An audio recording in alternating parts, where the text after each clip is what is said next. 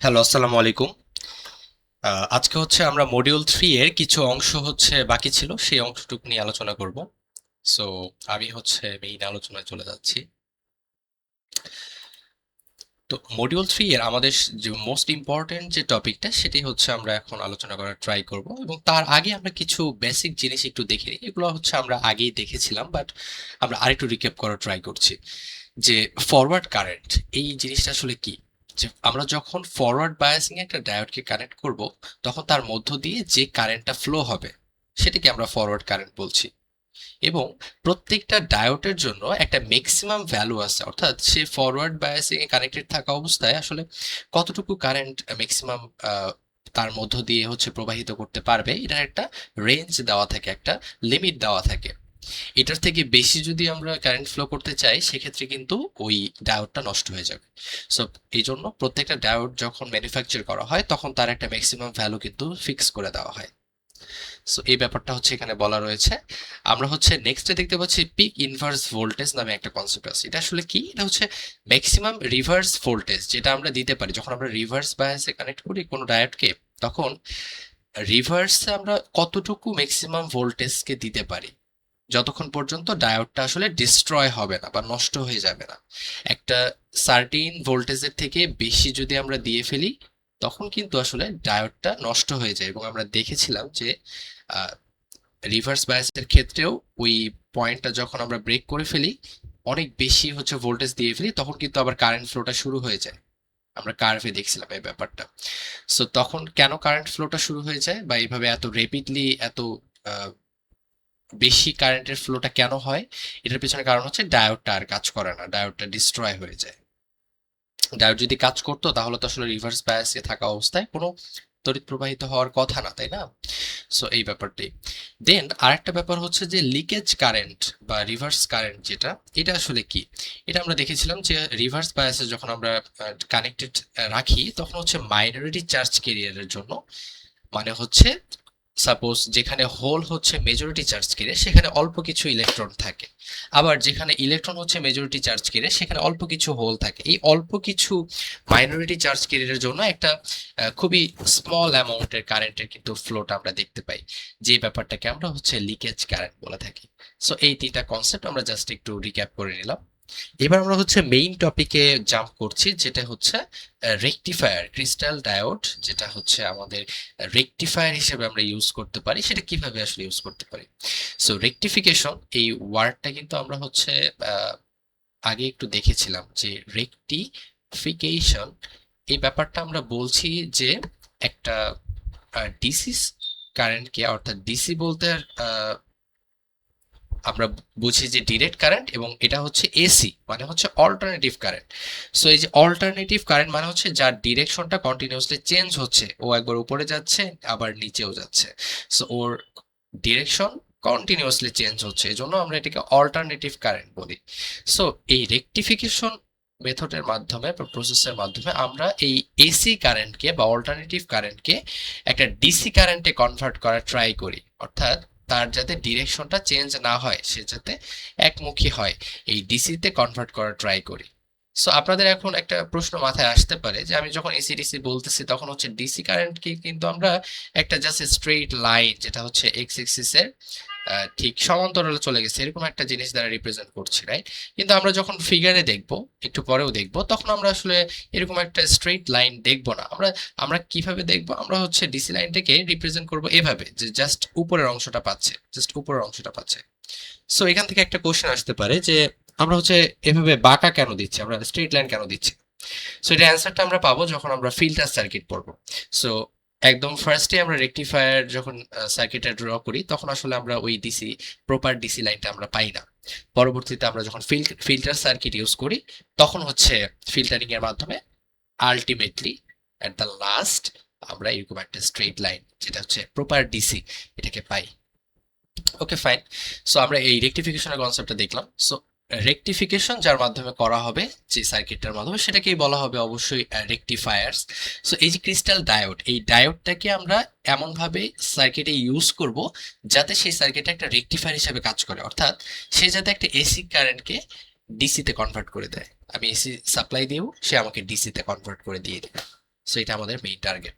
So এটা দুইভাবে করা যায়। আমরা হাফ ওয়েভ রেকটিফায়ার হিসেবে এটা করতে পারি, আবার ফুল ওয়েভ রেকটিফায়ার হিসেবে করতে পারি। সো এই যে হাফ ওয়েভ রেকটিফায়ার, এই ব্যাপারটা আসলে আপনাদের সিলেবাস তেমন ইম্পর্টেন্ট ভাবে নেই, মানে সিলেবাস আপনারা যদি দেখেন তাহলে হচ্ছে আপনাদের এই টপিকটা নাই। বাট ফুল ওয়েভ রেকটিফিকেশনটা বুঝতে গেলে বা রেকটিফায়ারটা বুঝতে গেলে তখন হাফ ওয়েভের একটু হেল্প নিতে হয়। সো দ্যাটস ওয়াই আমি হচ্ছে এই জিনিসটা একটু এক্সপ্লেইন করবো হালকা করে, যে হাফ ওয়েভ রেকটিফিকেশন আসলে হয়টা কি। আমাদের এখানে একটা এসি সাপ্লাই দিই, তো আমরা এতক্ষণ দেখে আসছিলাম যে এসি সাপ্লাই দিচ্ছিলাম, ওখানে একটাই সার্কিট ছিল, তাই তো। এখন কথা হচ্ছে যে এই যে এই অংশটা, এই পোর্শনটা হচ্ছে কোত্থেকে আসলো। এই অংশটার নাম হচ্ছে এই এই ডিভাইসটা বা কম্পোনেন্টসটার নাম হচ্ছে ট্রান্সফরমার। এটা কেন ইউজ করা হয়? এটা দুইটা কারণে ইউজ করা হয়। প্রথম যে রিজনটা সেটা হচ্ছে আমরা সহজেই যাতে এই যে এসি যে সাপ্লাই দিব ভোল্টেজটা, এটাকে যাতে স্টেপ আপ স্টেপ ডাউন মানে অন অফ যাতে করতে পারি খুব সহজে। আরেকটা রিজন হচ্ছে ট্রান্সফরমার ইউজ করার, যে আমরা হচ্ছে এখানে হচ্ছে দুইটা অংশে ভাগ করি। এই যে বাম সাইডের যে সাইডটা, অর্থাৎ এই যে এসি সাপ্লাই দিচ্ছি, এটাকে হচ্ছে বলা হয় প্রাইমারি সাইড। আর এই যে এই পোর্শনটা, এই সাইডে যে অংশটুকু যেটা সার্কিটটা রয়েছে, এই সাইডটাকে আমরা বলি হচ্ছে সেকেন্ডারি সাইড। ওকে, সো আমরা দুইটা সাইডে কেন ডিভাইড করলাম? এই যে ট্রান্সফরমারটা মাঝখানে হচ্ছে আছে, সো সে দুইটাকে কিন্তু আলাদা করে দিয়েছে। অ্যাজ এ রেজাল্ট আমরা হচ্ছে ইলেকট্রিক যে শক, এটাকে রিডিউস করতে পারবো। সো এই দুটো কারণে আসলে আমরা বেনিফিট পেয়ে থাকি ট্রান্সফরমার ইউজ করার কারণে।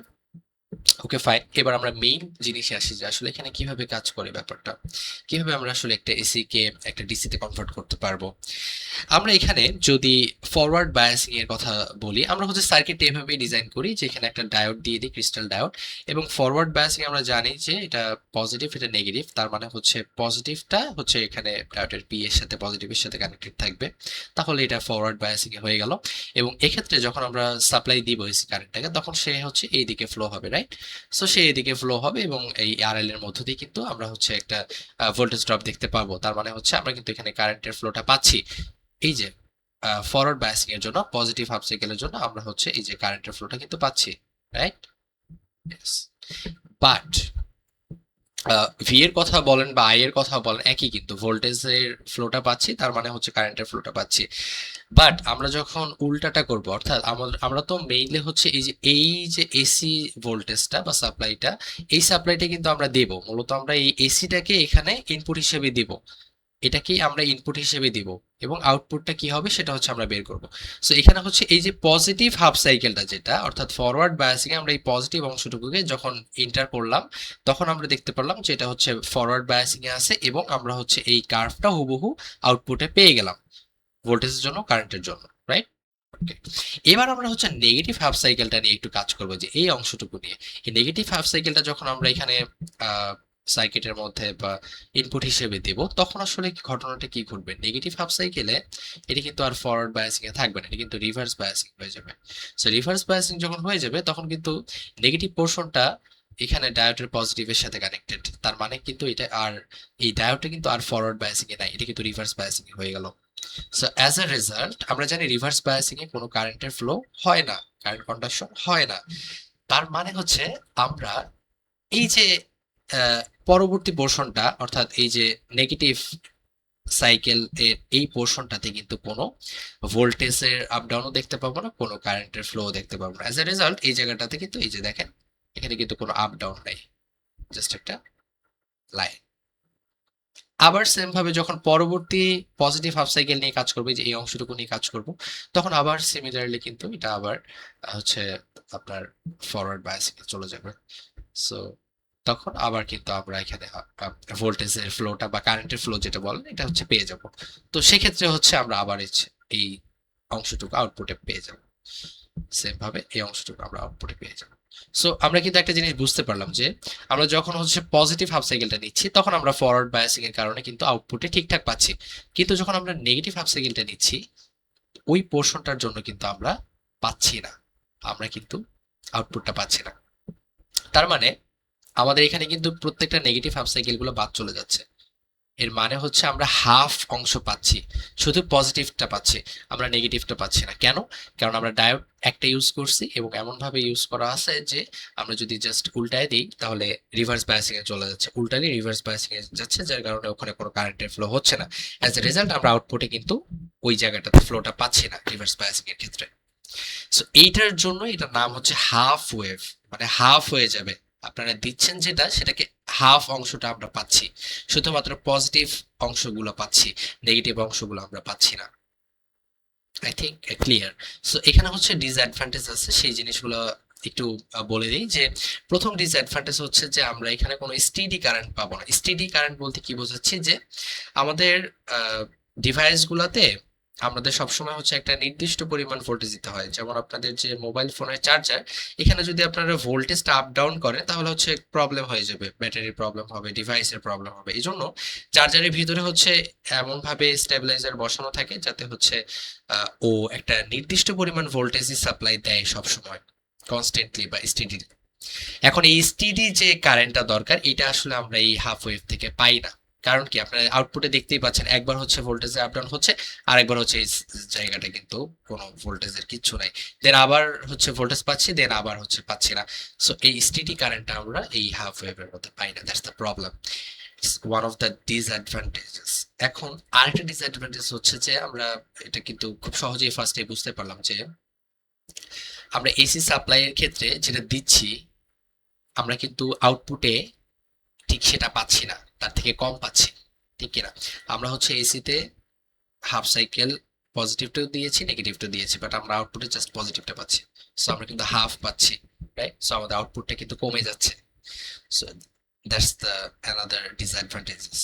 এবার হচ্ছে আমরা যাচ্ছি যে তাহলে এটা থেকে সলিউশন করা যায় কিভাবে, সেটার দিকে আগাবো। বাট তার আগে হচ্ছে কিছু কনসেপ্ট আমরা দেখি।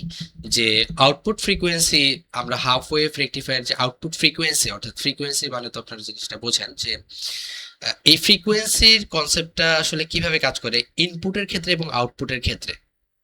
ওকে, সো ইনপুট এবং আউটপুটের জন্য আমরা এই এই জিনিসটা দেখা ট্রাই করব। যে আমরা যদি ইনপুট হিসেবে একটা এসি কে দেই, তার মানে এসি কার্ভটা অবশ্যই এরকম হবে, রাইট? ওকে ফাইন, আমরা এসিটাকে ইনপুট হিসেবে দিলাম। এখন একটা ফুল সাইকেল কমপ্লিট হতে হবে, ফ্রিকোয়েন্সির শর্তটাই হচ্ছে এটা। তার মানে হচ্ছে একবার আমাকে এটা উপরে উঠলো, দেন আবার ঘুরে নিচ থেকে আবার সেম পয়েন্টে গেল। সো 0 থেকে 360 ডিগ্রি ফুল একটা সার্কেলের অ্যাঙ্গেলটা কত, 360 ডিগ্রি, রাইট? সো এই যে ফুল সার্কেলটা কমপ্লিট হতে যে পরিমাণ দূরত্ব চাইতে হয়, এটাই কিন্তু ফুল আমার হচ্ছে ইয়াটা বলতে পারেন, ফ্রিকোয়েন্সি কমপ্লিট হতে যে লাগে আর কি। সো এখন আউটপুটের ক্ষেত্রে প্রশ্নটা হচ্ছে যে আমার যখন ইনপুটের ফুল সাইকেলটা কমপ্লিট হলো, সেই সময়ে আমি আসলে আউটপুটে কয়টা কার্ভ পাইলাম, কয়টা আউটপুট পাইলাম। দেখেন, আমরা জাস্ট পজিটিভ অংশটার জন্য কিন্তু হাফ সাইকেলে এই পজিটিভ অংশটা পাই, কিন্তু নেগেটিভের যে অংশটা, এই যে এই পোর্শনটা, এই পোর্শনটার জন্য কিন্তু আমরা এখানে কিছু পাই না, আমরা কিন্তু এখানে জাস্ট একটা লাইট পাই, রাইট? সো আমরা কিন্তু এই যে ইনপুটের যে ফুল ফ্রিকোয়েন্সিটা, এটার জন্য কিন্তু আউটপুটে একটা ফ্রিকোয়েন্সি পাইছি, রাইট? তার মানে হচ্ছে এই যে এফ আউট এবং এফ ইন, এই দুটো আসলে সমান। এখানে একটা ফুল সাইকেল কমপ্লিট করছে, এখানেও একটা ফুল সাইকেল কমপ্লিট করছে। সো এই জন্য হচ্ছে হাফ ওয়েভের ক্ষেত্রে এফ আউট বা ফ্রিকোয়েন্সি আউটপুটটা ফ্রিকোয়েন্সি ইনপুটের ঠিক সমান হয়। আবার আমরা যদি এফিসিয়েন্সি নিয়ে একটু কথা বলি, এফিসিয়েন্সি বলতে আপনারা আগে হয়তো বা দেখে আসছেন, এফিসিয়েন্সি সবসময় ইটা দ্বারা প্রকাশ করা হয়।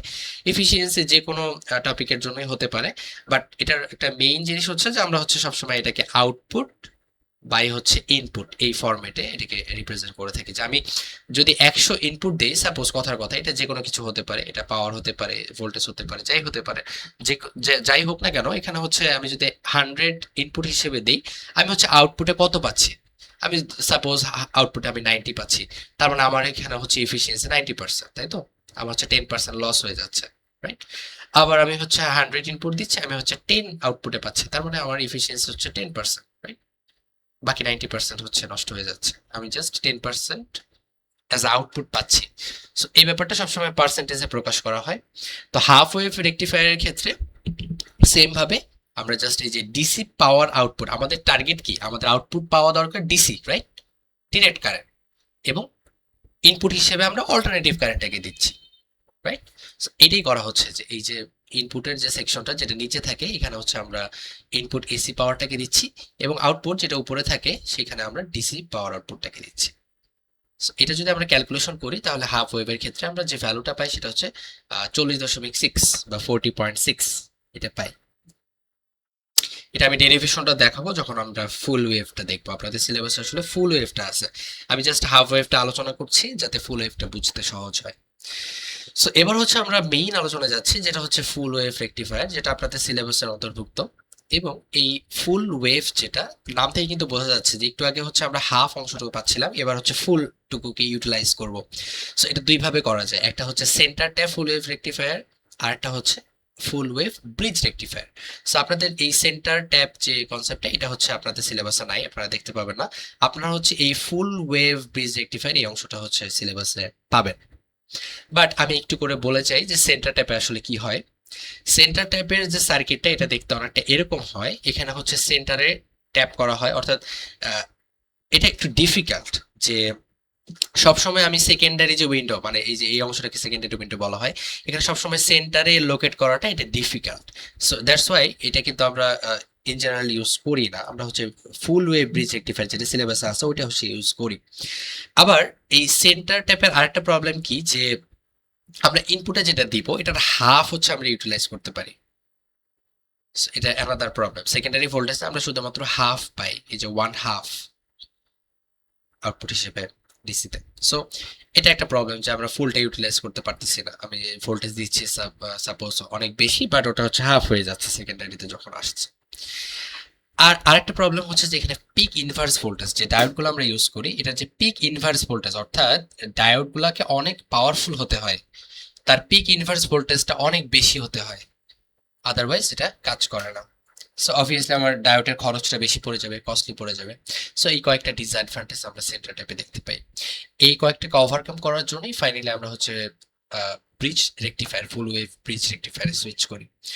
সো এবার আমাদের মেইন পড়াশোনা, যেটা আমাদের ম্যাথমেটিক্যাল পোর্শন বলেন বা আমাদের সিলেবাসে বলেন যেটা আছে, সেটা হচ্ছে ফুল ওয়েভ ব্রিজ রেকটিফায়ার।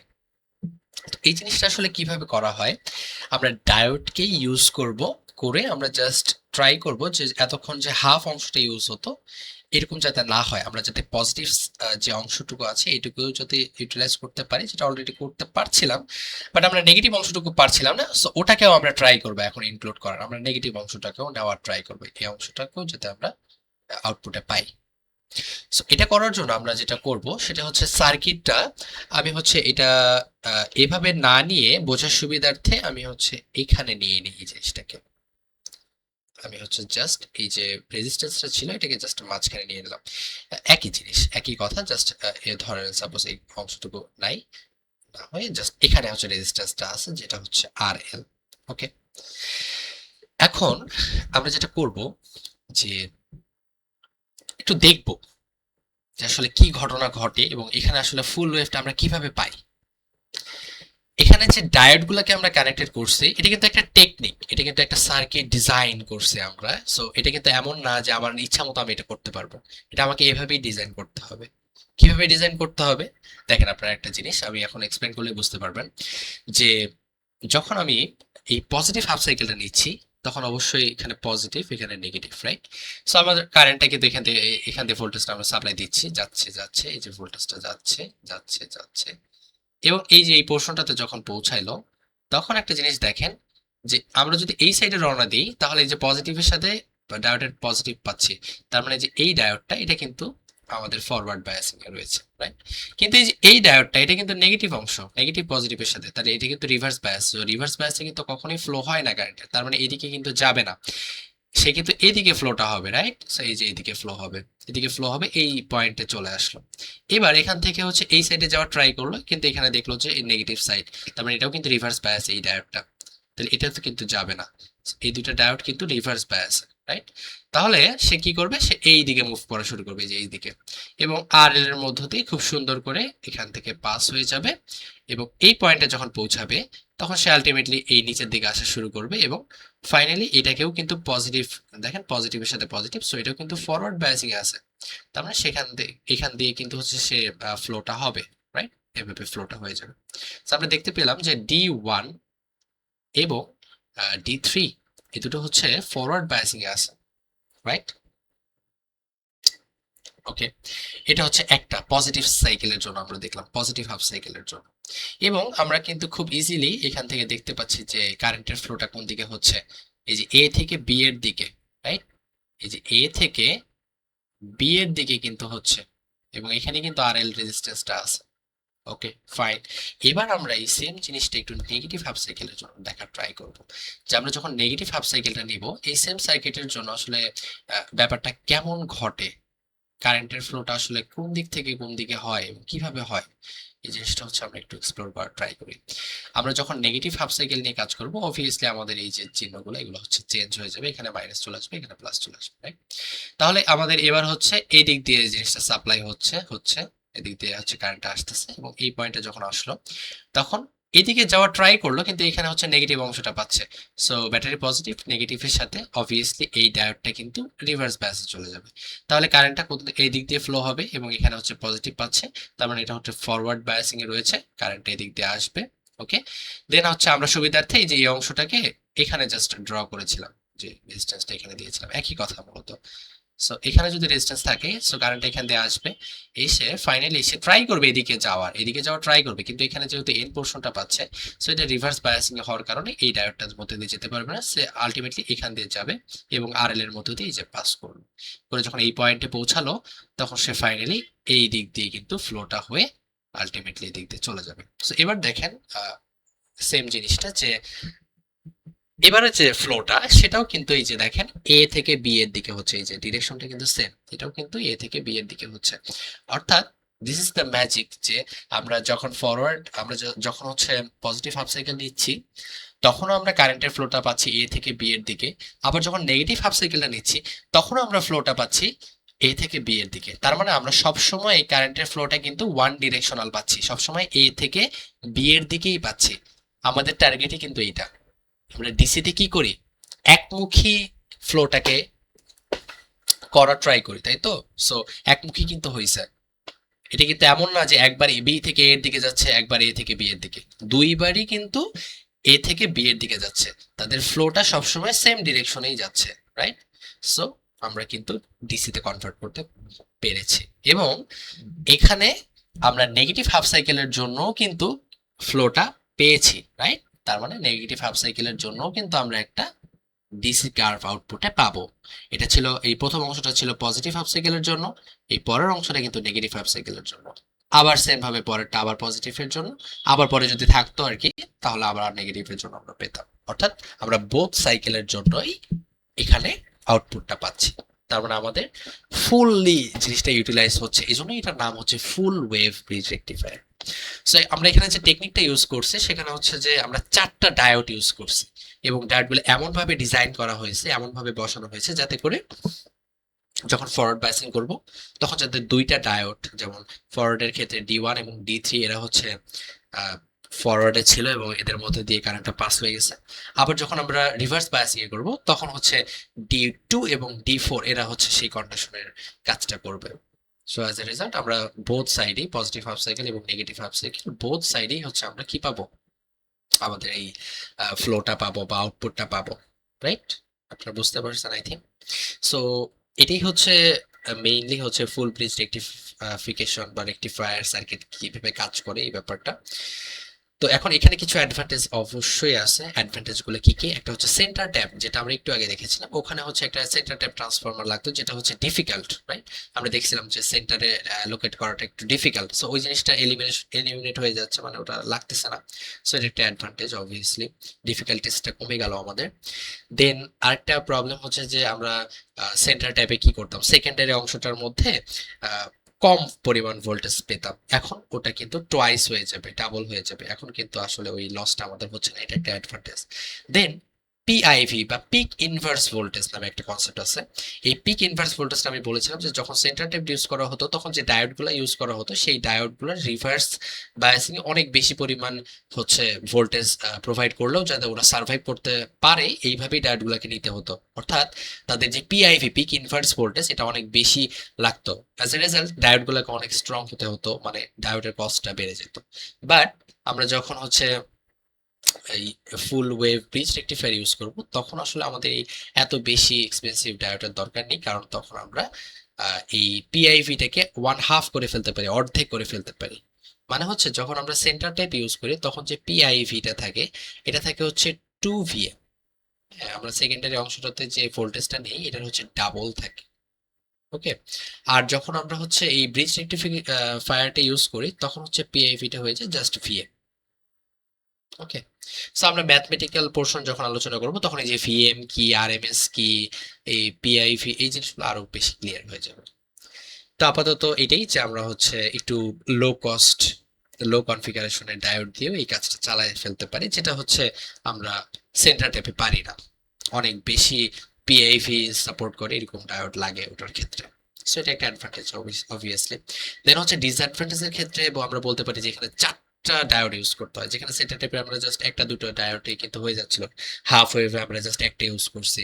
আমরা যখন সেন্টার ট্যাপটা এখানে দেখেন সেন্টার ট্যাপে জাস্ট দুইটা ইউজ করছি, but full wave bridge rectifier যখন আসলাম তখন হচ্ছে আমাদের চারটা ডায়োড ইউজ করতে হচ্ছে। তাহলে অবভিয়াসলি এটা একটা ডিসঅ্যাডভান্টেজ হিসেবে আমরা নিতে পারি যে ডায়োডের সংখ্যাটা বেড়ে যাচ্ছে। আরেকটা প্রবলেম আছে, সেটা হচ্ছে যে আমরা যতগুলো ডায়োড নিচ্ছি যখন পজিটিভ হাফ সাইকেলে যখন নিচ্ছি অ্যাটলিস্ট দুইটা ডায়োড তো কাজ করতেছে, রাইট? এই ডি1 এবং ডি3। আবার যখন নেগেটিভ হাফ সাইকেলে তখন আবার দুইটা ডায়োড কাজ করতেছে, ডি2 এবং ডি4।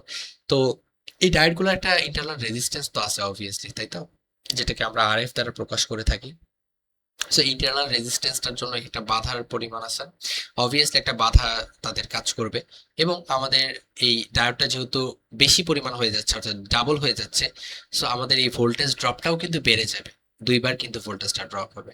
সো এই যে ইনপুটে দুইটা ডায়োড যেহেতু কন্ট্যাক্ট করতেছে এজন্য ভোল্টেজ যে ড্রপটা হবে এই ইন্টারনাল রেজিস্ট্যান্সের জন্য, যে ভোল্টেজ ড্রপটা হবে সেটাও কিন্তু টুয়াইস হবে, দুইবার হবে। সো এটা একটা ডিসঅ্যাডভান্টেজ হিসেবে আমরা বলতে পারি। ওকে, এবার হচ্ছে ফুল ওয়েভ রেকটিফায়ারের যে আউটপুট ফ্রিকোয়েন্সিটা এটা আসলে কেমন হয়।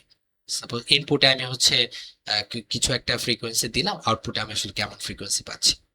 তো ফ্রিকোয়েন্সির এই হিসাবটা কিন্তু সবসময় ফুল সাইকেলে হয়, রাইট? তার মানে হচ্ছে আমাকে একটা ফুল সাইকেল কমপ্লিট করে আসতে হবে। ফুল সাইকেল মানে ধরেন কার্ভ এরকম একটা ফুল, এটা হচ্ছে কি 360 ডিগ্রি, রাইট? তার মানে 0 থেকে শুরু করে সে হচ্ছে 180 গেল, দেন আবার হচ্ছে ঘুরে এই পর্যন্ত আসলো। সো এই দুটাকে যদি আমরা পাশাপাশি এদিকে জাস্ট এটাকে যদি ফ্লিপ করে দিই তাহলে কিন্তু একটা রাউন্ড বা একটা সার্কেল হয়ে যায়। So 360 degree, right? সো এটা হচ্ছে এসি। এবার আমরা দেখি যে এই সেম পরিমাণ অর্থাৎ একটা ফুল সাইকেল কমপ্লিট করতে আসলে আউটপুটে আমরা কয়টা সাইকেল পাচ্ছি, কয়টা আসলে আউটপুট পাচ্ছি। দেখেন সিম্পলি কিন্তু আমরা এই পজিটিভ কার্ভটার জন্য একটা আউটপুট পাই, আবার এই সেম সেম সেম ডিরেকশনে কিন্তু আমরা আবার নেগেটিভ অংশটার জন্য অর্থাৎ এই অংশটার জন্য এটার জন্য কিন্তু আমরা একটা আউটপুট পাই, রাইট? সো আমরা কিন্তু ইনপুটে একটা সাইকেলের জন্য আউটপুটে দুইটা মানে একটা সাইকেলে দুইটা আউটপুট পাচ্ছি, রাইট? সো এই ব্যাপারটাই হচ্ছে যে আমরা এখানে যে আউটপুটটা পাই এটা সবসময় ইনপুটে ডাবল হয়ে যায়, বা F out equals to 2 into F in. যদি ইনপুট এখানে ফ্রিকোয়েন্সি হয় 100 তাহলে আমরা আউটপুট পাবো হচ্ছে 200, সরি এটা হবে 200, মানে ডাবল হয়ে যাবে আর কি। ওকে, যদি হচ্ছে ইনপুটে যদি আমরা হচ্ছে 50 হার্জ, আমরা ফ্রিকোয়েন্সিকে হার্জ দ্বারা প্রকাশ করি যদি দেই তাহলে হচ্ছে আউটপুটে কত পাবো, এটা যদি ইনপুট হয় আউটপুটে হচ্ছে আমরা 100 হার্জ পাবো, তাই তো, ডাবল হয়ে যাবে, এটা হচ্ছে আউটপুট। সো এটাই, এটা হচ্ছে আমরা ম্যাথমেটিক্যাল কিছু জিনিসে এই জিনিসটা পাবো, এই কনসেপ্টটা লাগবে। সো আমরা হচ্ছে লাস্টে চলে আসছি এবং আমরা ফাইনালি একটা জিনিস দিয়ে শেষ করবো আজকের ক্লাসটা, সেটা হচ্ছে efficiency of full wave rectifier. যে এফিসিয়েন্সিটা আসলে কেমন, যেটা আমরা একটু আগে বলছিলাম যে এফিসিয়েন্সি সবসময় এটা দ্বারা প্রকাশ করা হয়। এবং এটাকে সবসময় আমরা হচ্ছে আউটপুট বা ইনপুট দ্বারা প্রকাশ করি, যে আমি হচ্ছে একটা ইনপুট দিচ্ছি, আমি কতটুকু আসলে আউটপুট পাচ্ছি, কতটুকু আমার ওয়েস্ট হয়ে যাচ্ছে আর কতটুকু আমি আসলে ইউটিলাইজ করতে পারছি। এই যে ইউটিলাইজ কতটুকু করতে পারছি, এই ব্যাপারটাকে পার্সেন্ট আকারে এফিসিয়েন্সি হিসেবে বলা হয়। সো এই জিনিসটা হচ্ছে আমি একটু আপনাদেরকে হাতে কলমে করে দেখাই। সো এই জিনিসটা একটু টাফ মনে হতে পারে, আমি জাস্ট দেখাচ্ছি। এখানে একটু দেখেন যে কি ঘটনা ঘটে, যে অবভিয়াসলি আমাদের এখানে যে আউটপুটটা সেটা সবসময় ডিসি দরকার, তাই তো? আমরা রেকটিফায়ার নিয়ে কাজ করতেছি, সো আমাদের টার্গেট হচ্ছে আউটপুটে একটা ডিসি কারেন্টকে পাওয়া, রাইট? এবং আমরা ইনপুটে একটা এসি কে দিচ্ছি। সো আমাদের ফর্মুলাটা কিন্তু ঠিক আছে, আমরা সবসময় এফিসিয়েন্সিকে সবসময় কি করি, আউটপুট বাই ইনপুট হিসেবে প্রকাশ করি। সো এটা হচ্ছে আউটপুট আর এটা হচ্ছে input, right? So everything is fine. এবার কথা হচ্ছে যে যখন আমরা এই ডিসি এবং এসি নিয়ে কাজ করি, তখন আমরা আমাদের উপরে যে সার্কিটটা ছিল সেই সার্কিটে ডিসি নিয়ে যখন কাজ করি, তখন আমাদের টার্গেট থাকে যে সবসময় ডিভাইসগুলোতে একটা ডিজায়ারেবল জিনিস দেওয়া। তখন হচ্ছে ডায়োডের যে ইন্টারনাল রেজিস্ট্যান্স, এটাকে আমরা হচ্ছে চাই না, আমরা জাস্ট আমাদের যে জিনিসটা দরকার আমরা শুধু ওইটুকু চাই। যেমন আমরা আরএল এ আমরা ধরেন সাপোজ আমরা ফোন চার্জ করতে চাই, সো আমাদের চার্জ করাটা মেইন উদ্দেশ্য, রাইট? সো এই জন্য আমরা জাস্ট আরএলটাকে এখানে কনসিডারেশনে আনি। তো আমরা কিন্তু জানি যে পাওয়ার এটা কিন্তু পি। সো পাওয়ার, যেটা পাওয়ারের একটা সূত্র আছে, সূত্রটা কি, যে আই স্কোয়ার আর, এটা হচ্ছে পাওয়ারের সূত্র। ওকে, সো এই সূত্রটা যদি আমরা ইউজ করি এখানে, তাহলে আমরা এই পি ডিসির জন্য বলতে পারি যে আই ডিসির জন্য অবভিয়াসলি এটার উপর একটা স্কোয়ার আছে, যে সূত্র থেকে স্কোয়ার, এবং তার সাথে আর এল, অর্থাৎ আমরা সবসময় যে লোড রেজিস্ট্যান্সটা যেটা থাকবে, এই লোড রেজিস্ট্যান্সটা নিয়ে কাজ করব। সো সার্কিটের মধ্যে যে লোড রেজিস্ট্যান্সটা থাকে, যেটা বড় রেজিস্ট্যান্সটা থাকে, সেটা আমরা কিন্তু ডায়োডের ইন্টারনাল যে আরএফ, ওটাকে এখানে কনসিডারেশনে আনছি না। ওকে, ফাইন। বাট আমরা যখন হচ্ছে এসিটাকে নিয়ে কাজ করব, তখন আমরা কিন্তু এটাকে কনসিডারেশন আনবো। অর্থাৎ আমরা যখন এই যে পিএসি এটাকে নিয়ে যখন আমরা কাজ করব, তখন আমরা এটাকে কিন্তু কনসিডারেশন আনবো। তখন ব্যাপারটা কি হবে, আমরা হচ্ছে এসির ক্ষেত্রে সবসময় এই আইটাকে আরএমএস দ্বারা প্রকাশ করি। এটা আরএমএস দেখলে আমরা বুঝবো যে এটা এসি, আর ডিসি তো জাস্ট লেখাই থাকে, বোঝাই যায়। ওকে, ফাইন। তো সেম সূত্রটা আই স্কোয়ার, এই যে এখানে ছিল সূত্র আই স্কোয়ার, সো বসাই দিলাম। আর এই ক্ষেত্রে যে গুণ আকারে আমরা দেব, তখন হচ্ছে আমরা আর এল টাকেও দেব, এবং এট দ্য সেম টাইম আমরা হচ্ছে আর এফ, যেটা হচ্ছে ইন্টারনাল রেজিস্ট্যান্স ছিল ডায়োডের, ওই জিনিসটাকেও কনসিডারেশনে আনবো। ওকে, সো এটা হচ্ছে আমাদের আলটিমেটলি একটা ইকুয়েশন। সো এই ইকুয়েশন আমরা কিছু ভ্যালু বসাবো, এবং হচ্ছে ফাইনালি আমরা দেখা ট্রাই করবো যে আমাদের ফুল ওয়েভ ব্রিজ রেকটিফায়ারে আসলে এফিসিয়েন্সিটা কত হয়। তার আগে আমাদের একটা জিনিস সম্পর্কে একটু আইডিয়া থাকতে হবে, একটু ক্যালকুলেশন করে নিয়ে আসতে হবে। সেটা কি, সেটা হচ্ছে যে আমাদের ইনস্ট্যান্ট ইনস্ট্যান্স ইনস্ট্যান্টিনিয়াস নামক একটা কনসেপ্ট আছে। এখন ইনস্ট্যান্টিনিয়াস এই ব্যাপারটা কি, যে ইনস্ট্যান্ট কোন একটা নির্দিষ্ট মোমেন্টে আসলে কারেন্টটা কত, এটাকে স্মল আই দ্বারা প্রকাশ করা হয়, এবং আমরা সব সময় এটাকে পাই যে আমাদের যে capital I am, sorry, small I am, অর্থাৎ ম্যাক্সিমাম যে কারেন্টটা, এই ম্যাক্সিমাম কারেন্টের সাথে আমরা যখন হচ্ছে সাইন থিটা, থিটাও বলতে পারেন আপনারা, হচ্ছে ওমেগা টি বলতে পারেন, একটা অ্যাঙ্গেল, যেটা হচ্ছে এই যে কার্ভটা, যে অ্যাঙ্গেলটা ক্রিয়েট করে, আসলে আমরা যে এসি কার্ভ বলি, এই যে কার্ভটা যে অ্যাঙ্গেলটা ক্রিয়েট করে, এটা কি আসলে ওমেগা টি দ্বারা আমরা প্রকাশ করতেছি। ওকে, সো ইনস্ট্যান্টিনিয়াস কারেন্ট আমরা এইভাবে বের করি, যে ম্যাক্সিমাম কারেন্টের সাথে জাস্ট একটা সাইন থিটা বা সাইন ওমেগা টি করে দিই। হ্যাঁ, সো সেম ভাবে আমরা হচ্ছে এখান থেকে একটা জিনিস বলতে পারি যে আই ইকুয়ালস টু, যেহেতু ভি বাই আর, তাই তো?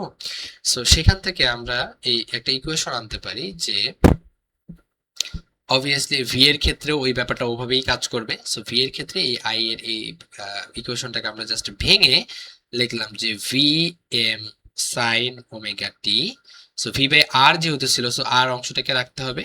সো আর অংশটাতে আমরা এই যে আর এফ প্লাস আর এল, এই অংশটাকে জাস্ট রেখে দিলাম, যেভাবে ছিল সেভাবে রেখে দিলাম। ওকে, ফাইন। এখন আমাদের টার্গেট হচ্ছে আমরা হচ্ছে আইডিসি এটার ভ্যালুটা বের করতে চাচ্ছি। ওকে, যে ডিসি কারেন্টের ভ্যালুটা কত আসলে, এটা একটা সূত্র আমরা বের করতে চাচ্ছি। তো সেটার ক্ষেত্রে আপনারা দেখেন যে আমরা যখন হচ্ছে ডিসি কারেন্টটা বের করি, তখন আমাদের কার্ভটা কেমন হয়, কার্ভটা সবসময় হচ্ছে আমরা একমুখী পাই, রাইট? আমরা জাস্ট উপরে পাই, আমরা যদি নিচে কিন্তু কিছু পাই না। নিচে যদি আমরা চলে যাই তাহলে কিন্তু ওটা এসি হয়ে যায়, ওটা কিন্তু আর ডিসি থাকে না। সো ডিসির ক্ষেত্রে সবসময় আমরা হচ্ছে একটা সাইডে, জাস্ট পজিটিভ সাইডটাতে হচ্ছে কার্ভগুলো পাচ্ছি, রাইট? তার মানে হচ্ছে এটা কিন্তু পাই, 0, পাই, 2 পাই, রাইট, 3 পাই, এরকম পাই পাই করে পাচ্ছি। তার মানে হচ্ছে এই জন্য আমরা যখন এটা সূত্র ফরমেশনের জন্য যখন এটাকে ইন্টিগ্রেশন করি, তখন এখানে আপার লিমিট লোয়ার লিমিটেরটা ধরি হচ্ছে লোয়ার লিমিট 0, আর আপার লিমিট ধরি পাই। কেন পাই ধরি? কারণ হচ্ছে এই জিনিসটা দেখালাম যে অলওয়েজ আমরা হচ্ছে হাফ হাফ, জাস্ট উপরের অংশটা নেই, আমরা নিচের অংশটা কিন্তু নেই না। নিচের অংশটা নিলে কিন্তু এটা 2 পাই হয়ে যেত, বাট আমরা জাস্ট পাইটা নেই। সো এই জন্য হচ্ছে লোয়ার লিমিটটা 0 থেকে পাই পর্যন্ত। এবং এখানে আমরা একটা এক্সট্রা জিনিস অ্যাড করি যেটাকে বলা হয় টাইম পিরিয়ড। সো এই ডেরিভেশনটা আসলে এত বেশি ইম্পর্টেন্ট না, বা এত ডিটেলস আপনাদের এভাবে আসেও না। জাস্ট যদি ডেরিভেশন চাই তাহলে এইভাবে এইটুকু করে দিলেই হয়। সো এই কনসেপ্টটা নিয়ে আসলে আমি এভাবে আর না পেঁচাই, কারণ এটা অনেক ইন ডিটেলস আলোচনার বিষয়, সো যেটা আপনাদের আসলে লাগবে না। সো টাইম পিরিয়ড বলতে একটা কনসেপ্ট আছে যে কতটুকু টাইম জুড়ে আসলে আমরা নিচ্ছি। এই যে পাই, এইটা দ্বারা আসলে টাইম পিরিয়ড বোঝানো হয়। সো 1/টাইম পিরিয়ড, এটাকে যখন আমরা ইন্টিগ্রেশন করি, লোয়ার লিমিট 0, আপার লিমিট হচ্ছে পাই। কেন আপার লিমিট পাই, এটার রিজনটা আমি বললাম। এবং এই সেম রিজনে এই এই সেম কারণে হচ্ছে এখানেও আমরা এই টাইম পিরিয়ডে জাস্ট পাই ইউজ করি, কারণ পাই টাইমস কিন্তু যাচ্ছে, 2 পাই টাইমস যাচ্ছে না, কারণ ডিসিতে আমরা জাস্ট একটা ডিরেকশনে চাই, আমরা বোথ ডিরেকশনে নেই না। আর এখানে কেন ভিএম সাইন থিটা, এই কনসেপ্টটা এখান থেকে আমরা বুঝে গেছি যে ইনস্ট্যান্টিনিয়াস যে কনসেপ্টটা আছে সেখান থেকে এই ব্যাপারটা আসছে। Okay fine. এবার জাস্ট আমরা এটাকে কি করব, এটাকে হচ্ছে ইন্টিগ্রেশনটা করব। থিটার সাপেক্ষে হতে পারে, অথবা হচ্ছে আপনারা এখানে যেহেতু আমি কি ওমেগা টি এর সাপেক্ষে করেছি, তো সেক্ষেত্রে আপনারা ওমেগা টি ওইটাকে ধরতে পারেন, একই জিনিস। তো ওমেগা টি সাপোজ। এখন কথা হচ্ছে যে এখানে কিছু জিনিস আছে যেগুলো কনস্ট্যান্ট, যেমন পাই এর ভ্যালু, এটা কনস্ট্যান্ট আপনারা জানেন। এই যে আর এফ আর এল, এগুলো কিন্তু সার্কিটে দেওয়া থাকবে, ইন্টারনাল রেজিস্ট্যান্স কত, লোড রেজিস্ট্যান্স কত, এই জিনিসগুলো কিন্তু হচ্ছে কনস্ট্যান্ট। সো এই জিনিসগুলোকে আমরা যখন ইন্টিগ্রেশন করি, কনস্ট্যান্ট গুলাকে কিন্তু আমরা বাইরে নিয়ে আসি। এই যে ভিএম, এটাও কনস্ট্যান্ট, এটা দেওয়া থাকবে। সো আমরা প্রত্যেকটা জিনিসকে বাইরে নিয়ে আসতেছি যেগুলো কনস্ট্যান্ট। এই যে ভিএম, এটা একটা কনস্ট্যান্ট, নিচে হচ্ছে পাই, এটা একটা কনস্ট্যান্ট, এখানে যে আর এফ, এটা একটা কনস্ট্যান্ট, এখানে যে আর এল, এটাও একটা কনস্ট্যান্ট। সো এই জিনিসগুলোকে আমরা বাইরে নিয়ে আসলাম। তাহলে আমরা আলটিমেটলি ইন্টিগ্রেশনটা করছি কার? ইন্টিগ্রেশনটা আমরা করছি সাইন ওমেগা টি, এই অংশটুকু, শুধুমাত্র এই অংশটুকু আমরা কিন্তু হচ্ছে ইন্টিগ্রেশনটা করছি, রাইট? এবার এটার যদি ইন্টিগ্রেশনটা করি, এই অংশটুকু যেমন আছে যেরকমই থাকবে, জাস্ট সামনে গুণ আকারে। আর সাইন থিটা বা সাইন ওমেগা টি, যেটাই বলেন না কেন, এটাকে যদি ইন্টিগ্রেশন করি আমরা কি পাই? আমরা কিন্তু মাইনাস কস থিটা পাই, রাইট? সো মাইনাস কস, এই অংশটাকে যখন হচ্ছে আমরা এই আপার লিমিট লোয়ার লিমিটের এই ব্যাপারটাকে বসাবো, রাইট, হচ্ছে এরকম 0 থেকে পাই পর্যন্ত, হ্যাঁ, তখন হচ্ছে আমরা এই অংশটা সেম ভাবে এখানে কপি হয়ে যাবে। এবং এই অংশটা যখন আমরা সলভ করব, তখন একবার 0 বসাবো cos 0, আর একবার বসাবো পাই, রাইট? সো এটা যদি আপনারা ক্যালকুলেটরে ভ্যালু দেন, cos 0 এর ভ্যালু মাইনাস cos পাই এর ভ্যালু, অর্থাৎ জিনিসটাকে ভেঙে যদি বলি যে cos একবার হবে 0 ডিগ্রি, মাইনাস আবার হবে মাইনাস cos পাই বা 180 ডিগ্রি। ওকে, সো এটা যখন করবেন ক্যালকুলেশনটা, তখন দেখবেন যে আপনাদের এটা হচ্ছে আলটিমেটলি 2 চলে আসতেছে, রাইট? ওকে, সো এই এই এই অংশটুকু সামনে ছিল, সো এই অংশটুকু কিন্তু যেমন ছিল ঠিক সেরকমই থাকবে, এখানে কোনো চেঞ্জ আসবে না। এবং আপনারা যদি এই সাইনের এই ভ্যালুগুলোকে হচ্ছে ক্যালকুলেটরে বের করেন, তাহলে আপনারা খুব সিম্পলি দেখতে পাবেন যে এখান থেকে হচ্ছে ভ্যালুটা আসবে 2। সো ফাইনালি আমরা এখানে সামনে জাস্ট একটা 2 দ্বারা গুণ করে দিব, আর কিছু না, জাস্ট একটা 2 চলে আসবে এই যে এই ক্যালকুলেশনটা থেকে। Sine minus sine 0 degree minus ব্র্যাকেটে মাইনাস, সরি সাইন বলেছি ভুলে, কস হবে cos 0 degree minus minus cos 180। এটা যদি করেন ক্যালকুলেশন, এটা থেকে আউটপুট 2 পাবেন। এটা ক্যালকুলেটর অবভিয়াসলি করবেন। তো এই অংশটা যা ছিল এটা জাস্ট আমরা এখানে বসিয়ে দিচ্ছি, আর 2টাকে আমরা সামনে নিয়ে নিয়েছি। সো এটা হচ্ছে আর এফ প্লাস আর এল। এই যে আমরা পেলাম এই জিনিসটা একটা সূত্র, এটা হচ্ছে I D C, right? So IDC এটা একটা সূত্র, যেটা হচ্ছে আমরা ভি দ্বারা প্রকাশ করেছি। এখন দেখেন যে এইখান থেকে হচ্ছে আরেকটা সূত্র কিন্তু আমরা ডিরাইভ করতে পারি চাইলে, রাইট? কি সেটা, যে জাস্ট হচ্ছে এই যে ভি বাই আর এই পোর্শনটা, এই যে ভিএম আর ব্র্যাকেটের অংশটা আর এফ প্লাস আর এল, এই অংশটাকে কিন্তু আমরা আইএম বলতে পারি, রাইট? ঠিক কিনা? ইনস্ট্যান্টেনিয়াস কারেন্ট বলতে পারি না আমরা? ভি বাই আর হচ্ছে কারেন্টের সূত্র, আমরা তো জানি যে I equals to V by R. তো সেম ভাবে এখানে তো ভি এটা, আর তো এই পুরো জিনিসটা, সো এটাকে কিন্তু আমরা বলতে পারি যে টু আই এম, আর নিচে একটা পাই ছিল, সো পাইটা পায়ের মতো থাকলো। So this is another formula, এটা আমরা ইউজ করব। এই যে দুইটা সূত্র আমরা এখান থেকে ডিরাইভ করলাম। এখন এই যে সূত্রটা ডিরাইভ করলাম এখান থেকে হচ্ছে এই যে এই এই ফর্মুলাটা জাস্ট যদি উপরে নিয়ে বসাই যে 2im বাই পাই, এই অংশটা আমরা পেয়েছি, রাইট? সো এখন এই যে এক নাম্বার যে ইকুয়েশনটা ছিল, এই যে এক নাম্বার ইকুয়েশন দিয়ে রেখেছিলাম, এই এক নাম্বার ইকুয়েশনে আমরা জাস্ট এই ভ্যালুটা যদি বসায় দিই, অর্থাৎ আমরা একটু আগে 2im বাই পাই যে ভ্যালুটা বের করলাম, সেই ভ্যালুটা যদি ডিসির ওখানে বসায় দিই, তাহলে হচ্ছে আমরা দেখি যে কি আসে আমাদের এক নাম্বার ইকুয়েশনটা। আরেকটু আমরা ডিরাইভ করার ট্রাই করি যে আমাদের উপরের যে পোর্শনটা ছিল যেটা হচ্ছে পি ডিসি ছিল, এই পোর্শনটাকে আমরা ফার্স্টে কিন্তু লিখেছিলাম যে I square DC, right, into হচ্ছে আর এল। এখন এই অংশটাকে আমরা আরেকটু মডিফাইড করছি, হ্যাঁ, মডিফাইড করে আমরা ফাইনালি এখানে লিখতেছি যে 2im বাই হচ্ছে পাই, যেটা আমরা মাত্রই বের করলাম, এই পুরাটার উপর একটা হোল স্কোয়ার ছিল, আর আর এল, রাইট? এই যে স্কোয়ারটা যে ছিল আই এর মধ্যে, জাস্ট আইডিসির মানটা আমরা ওখান থেকে নিলাম 2im বাই পাই, আমি একটু আগে বের করে নিলাম, এই যে আইডিসি 2im বাই পাই, এই জিনিসটা জাস্ট এখানে বসাই দিলাম, আর কিছু। ওকে, ফাইন। আরেকটা কনসেপ্ট আছে যে আমরা যখন পিএসি নিয়ে কাজ করব, এই এসির এখানে আমরা হচ্ছে একটা জিনিস দ্বারা রিপ্লেস করব, সেটা কি? সেটা হচ্ছে যে আপনারা ম্যাথে গেলে এই কনসেপ্টটা একটু বেশি ক্লিয়ার হতো, যে একটা কনসেপ্ট আছে যে আরএমএস, অর্থাৎ আমরা যেটা এসির ক্ষেত্রে ইউজ করি যে আই হচ্ছে আর এম এস, হ্যাঁ, রুট মিন স্কোয়ার বলে এটাকে। আরেকটা জিনিস আছে সেটা হচ্ছে আই এম, এটাকে ম্যাক্সিমাম কারেন্ট বলে, সো ম্যাক্স। তো এটার একটা রিলেশনশিপ আছে যে আই আর এম এস, যেটা এটা যখন আমরা বের করতে চাবো তখন আমরা জাস্ট কি করব, এই আই এম বা ম্যাক্সিমাম কারেন্টটাকে √2 দ্বারা ভাগ করে দিব। এটা হচ্ছে এদের মধ্যে রিলেশনশিপ, এটা একটা ফর্মুলা। এই সিম্পল ফর্মুলাটা আমরা এখানে ইউজ করব। যে পিএসসি এর ক্ষেত্রে আমরা দেখছিলাম যে আই আরএমএস টা আমরা এতক্ষণ নিচ্ছিলাম, এখন জাস্ট আরএমএস এর জায়গায় আমরা এখানে বসাই দিব যে আই এম বাই √2। তাহলে আইআরএমএস এ একটা স্কোয়ার ছিল, রাইট? সো সেই স্কোয়ারটা আমরা জাস্ট এখানে দিয়ে দিলাম। এটা উপর থেকে কিন্তু দেখে আসতে পারে, কনফিউজ হওয়ার কিছু নাই, যে এখানে আইআরএমএস ছিল, জাস্ট আরএমএস এর জায়গায় আমি আইএম বাই √2 এটা জাস্ট বসাই দিয়েছি, এবং উপরে একটা স্কোয়ার ছিল, সো সেম ভাবে একটা স্কোয়ার কিন্তু এখানে বসে গেছে। এবার এটার সাথে গুণ আকারে কে ছিল? এখানে সাথে গুণ আকারে ছিল আর এফ প্লাস হচ্ছে আর এল, তো সিম্পলি ওটা লিখে দিলাম। এখন আমি যখন হচ্ছে ইটাটা নিয়ে কাজ করছিলাম তখন কিন্তু এটা কিন্তু ভাগ আকারে ছিল, রাইট? এই যে পি ডিসি যেটা এটা উপরে ছিল, এবং হচ্ছে পি এসি যেটা এটা নিচে ছিল, রাইট? সো এই ইকুয়েশন গুলাকে যদি আমরা এখন লিখি যে এই যে 2im ডিভাইডেড বাই হচ্ছে পাই, এবং এই পুরাটার উপর হচ্ছে একটা হোল স্কোয়ার আছে, দেন হচ্ছে আমার এখানে একটা আর এল গুণ আকারে আছে, রাইট?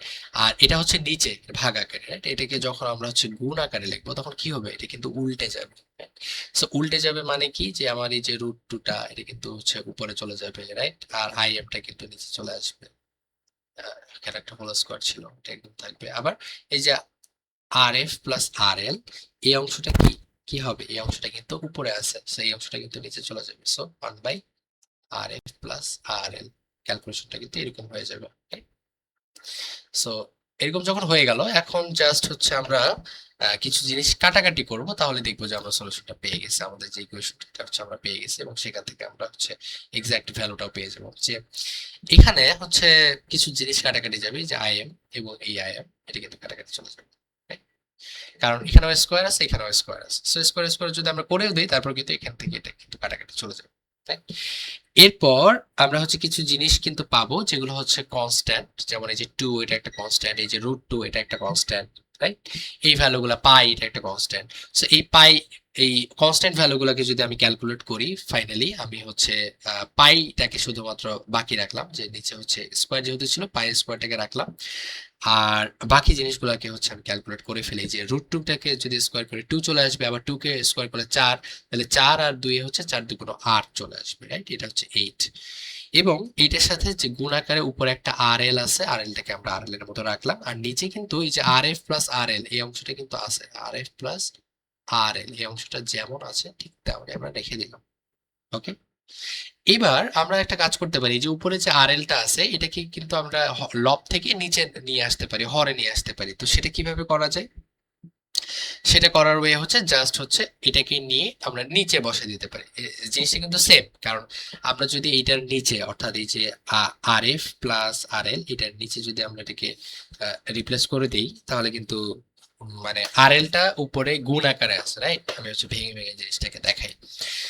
আগে হচ্ছে এই ক্যালকুলেশনটা করে নিতে পারি। পায়ের মান আমরা জানি 3.1416, সো 8 কে যখন আমরা এই 3.1416 হোল স্কয়ার দ্বারা ভাগ করব, তখন হচ্ছে আলটিমেটলি আমরা এখান থেকে একটা ভ্যালু পাবো। সেই ভ্যালুটা কত? সেই ভ্যালুটা হচ্ছে 0.812 এরকম একটা ভ্যালু পাবো। ওকে, আর উপরে কিন্তু একটা আর এল আছে, সো আর এলটাকে আমরা লিখলাম। আর নিচে কি আছে? নিচে জাস্ট সিম্পলি আর এফ প্লাস আর এল এই অংশটুকু আছে। ওকে, ফাইন। এইবার এই যে উপরে যে একটা আর এল আছে এই অংশটাকে আমরা চাইলে একটু সুন্দর করে লিখতে পারি। কিভাবে সুন্দর করে লিখতে পারি? যে উপরে জাস্ট হচ্ছে 0.812 যেটা ছিল এটাকে রাখলাম, আর নিচে যখন নিয়ে আসবো আমরা জাস্ট হচ্ছে আর এল দ্বারা উভয় পক্ষকে ভাগ করে দিতে পারি। অর্থাৎ উপরেও আমরা ধরেন এই যে এই অংশটাকে আর এল দ্বারা ভাগ করছি, তাহলে আর এল আর কাটা চলে গেছে, লব এবং হরকে আর এল দ্বারা সিম্পলি হচ্ছে আমরা ভাগ করে দিতে পারি, রাইট? তো সেক্ষেত্রে কি হয়ে যাবে? উপরেরটা ক্যান্সেল আউট হয়ে যাবে এবং নিচে কিন্তু আমরা আলটিমেটলি এরকম একটা কনসেপ্ট পাবো, যে 1 plus R F by R এল, এরকম একটা জিনিস পেয়ে যাবো। এখন আপনারা দেখেন এই জিনিসটাকে যদি আমি আবার উল্টা করি, যে এই অংশটাকে যদি লসাগু করি, যে আর এল লসাগু আসবে, সো এখানে কি আসবে? এখানে অবভিয়াসলি আর এল আসবে, প্লাস এখানে কি আসবে? আর এফ আসবে। নিচের অংশটাতে কিন্তু আমরা এটাই পাবো, রাইট? সো সাপোজ কথার কথা যে আমি হচ্ছে এই অংশটুকু, এই যে এই অংশটুকু হচ্ছে নাই, সো এই অংশটাকে ডিরাইভ করলে কিন্তু আমরা এই যে এই অংশটা পাবো। তো এটা কিন্তু ভাগ আকারে আছে, সো আমি যদি গুণ করে দিই নিচে ভাগ আকার থাকলে এটা কিন্তু উল্টায় যায়, রাইট? গুণ করলে সো আর এলটা উপরে চলে যাবে, আর এলটা আলটিমেটলি এই যে উপরে লবের সাথে বসবে, আর আর এল প্লাস আর এফটা নিচে থেকে যাবে। অর্থাৎ এই জিনিসটা আর এই জিনিসটা কিন্তু সেম। এটা জাস্ট একটু বোঝানোর জন্য একটু ডিরাইভ করে লিখলাম যে এই দুটো সেম, আসলে একই জিনিস। সো এই জিনিসটাকে উল্টাই এভাবে লেখা যায়। তো আমরা যখন সূত্র বা ফর্মুলা আকারে যখন মনে রাখবো, তখন আসলে এভাবে পেঁচাপিচি মনে রাখবো না, আমরা জাস্ট এইটাকে ফর্মুলা হিসেবে মনে রাখবো, এই অংশটুকুকে। এই বর্ডারটা হচ্ছে ছড়াই দিই, না হলে পরে কনফিউজড হয়ে যাবেন। আমরা শুধুমাত্র এই অংশটুকুকে মনে রাখবো। এটা হচ্ছে আমাদের ফর্মুলা, যে যখনই আমাদেরকে ইটা বের করতে বলবে বা এফিসিয়েন্সি বের করতে বলবে ফুল ওয়েভ ব্রিজ রেকটিফায়ারের, তখন আমরা ডিরেক্ট হচ্ছে এখানে 0.812 এই জিনিসটাকে মুখস্থ রাখতে হবে, এবং নিচে থাকবে হচ্ছে 1 divided by R F by R L. এখন সার্কিটে অবভিয়াসলি আর এফ এর ভ্যালুও দেওয়া থাকবে, আর এল এর ভ্যালুও দেওয়া থাকবে, সো আমরা সিম্পলি হচ্ছে এই ফর্মুলাটি ইউজ করে এটা বের করে ফেলতে পারবো। ইন জেনারেল হাফ ওয়েভের ক্ষেত্রে আমরা দেখছিলাম কিন্তু যে 40.6, তাহলে ফুল ওয়েভের ক্ষেত্রে এটা আসলে ডাবল হয়ে যায়, অর্থাৎ এটার হয়ে যায় হচ্ছে 81.2। এটা হচ্ছে এর এফিসিয়েন্সি হয়ে যায়। ওকে, সো এই তো এই হচ্ছে মূলত ফর্মুলা কিভাবে আসলে ডেরিভেশনটা দেখালাম। মূলত আমরা এই যে বক্সে দেওয়া ফর্মুলাটাকে দিয়ে হচ্ছে ম্যাথ সলভ করে ফেলবো। তো এই ছিল আপনাদের ফুল ওয়েভ ব্রিজ রেকটিফিকেশনের ওভারঅল যত কিছু পসিবল সবকিছু আমি এক্সপ্লেন করার ট্রাই করলাম। এই ডেরিভেশনটা হচ্ছে বইয়ে একটু কঠিন লাগতে পারে, এই জন্য হচ্ছে আমি এভাবে করে দিলাম। এটা আই থিঙ্ক আপনাদের বুঝতে একটু হলেও সহজ লাগবে। সো ডেরিভেশনটা ইন জেনারেল আসে না, বাট যদি আসে আর কি, কথার কথা যদি আসে তাহলে হচ্ছে আপনারা যাতে করতে পারেন, এই জন্য আমি ডেরিভেশনটা দেখালাম। আলটিমেটলি আমাদের কি বেশ কিছু সূত্র লাগবে, আমি হচ্ছে ম্যাথমেটিক টার্মের জন্য যখন ভিডিও দিব তখন হচ্ছে আরো বেশি ডিটেলস আমি সূত্রগুলো লিখে দিব। এখন হচ্ছে এখান থেকে আপনারা এই সূত্রটা পেয়েছেন, এখান থেকে এটা পেয়েছেন, দেন হচ্ছে নিচে হচ্ছে এই যে একটা ফর্মুলা দেখতে পাচ্ছি, এবং ফাইনালি এফিসিয়েন্সির জন্য একটা ফর্মুলা দেখতে পাচ্ছি। সো এই তো ছিল, এটাই ছিল ডিসকাশন আজকের মতো। আমরা পরবর্তী ক্লাসগুলোতে আরো বেশি ম্যাথমেটিক্যাল সলিউশন করার মাধ্যমে জিনিসগুলোকে একটু ক্লিয়ার করার ট্রাই করব। ওকে, ধন্যবাদ।